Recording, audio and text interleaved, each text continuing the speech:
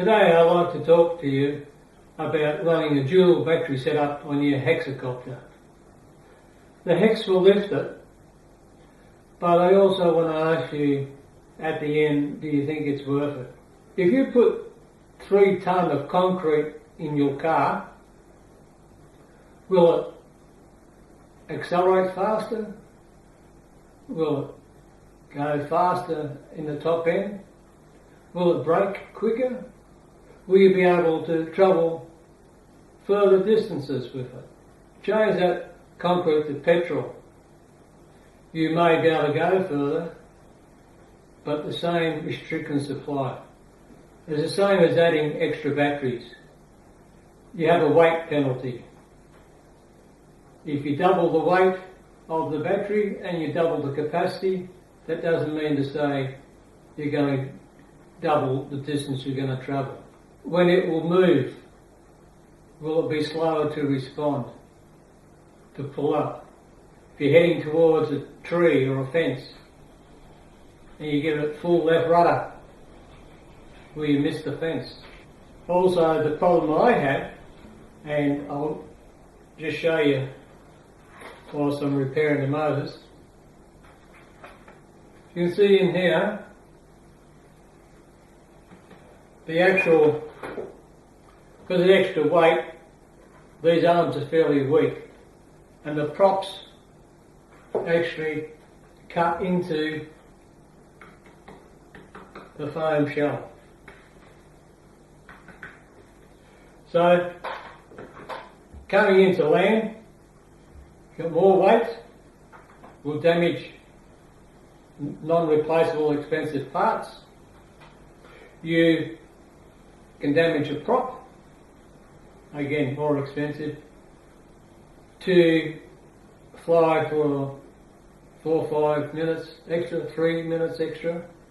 And don't forget, you can't fly further away because of the range of the radio. So you can fly for longer, but is it worth it? That's what you have to decide.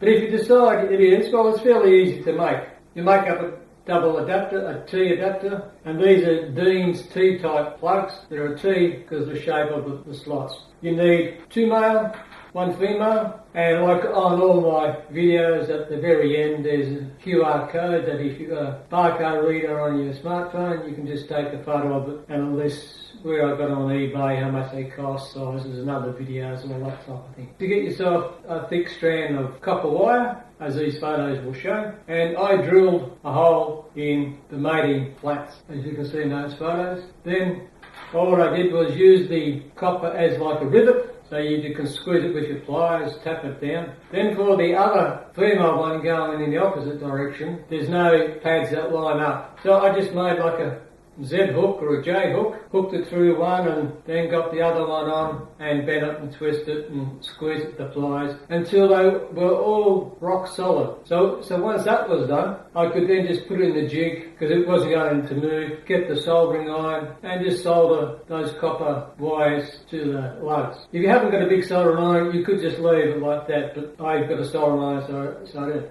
Then all you do is you wrap it over with a bit of sellotape, sticky tape, and leave a gap and just mix up some 5-minute araldite, let it drop through all the holes. You have to make sure that there's a gap in between, so if your copper wire is too close, just get a little file it down before you solder it all up. And then you just put the araldite on, let it dry. If you've got a hole where it didn't go, just mix up a little bit more the next day or whatever, and just solder it, just cover it all up and so it'll be waterproof and it'll fit. So then it just fits on here.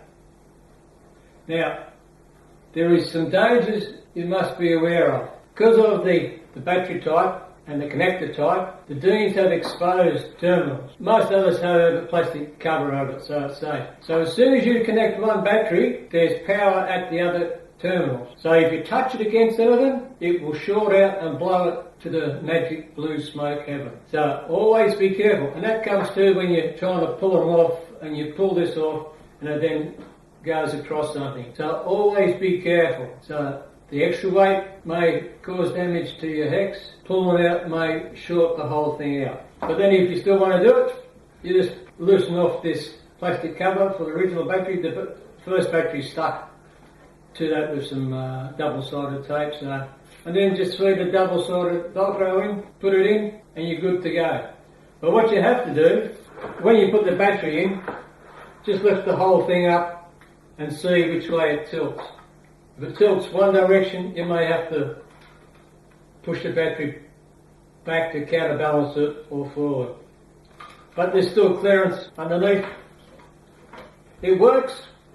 You'll get extra time, but for me, I don't use it anymore. I didn't feel that the benefits outweighed the problems. But you know how to do it, feel free and enjoy. So if you enjoyed the video, tell your friends. If you didn't enjoy it, tell me. And as always, until next time, thanks for watching.